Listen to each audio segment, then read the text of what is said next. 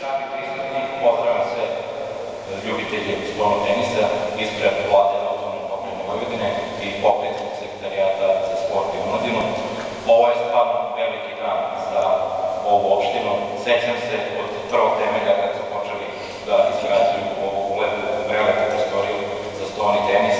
Ja mislim da stvarno stolni tenis u Vojvodini zaslužuje poštovanje i mogu reći da se zahvaljujem opštini koja se stvarno puno zalagala za izgradnju ove lepe sale. Nažalost, u pokrajini mi imamo stvarno manje mogućnosti da možemo biti sufinansirani prilikom izgradnje ovakvih, odnosno saniranja objekata, ali u zadnji dan smo dobili neke pozitivne smernice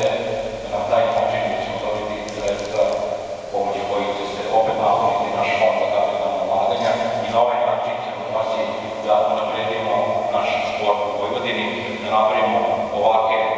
primerne projekte, objekte na teritoriji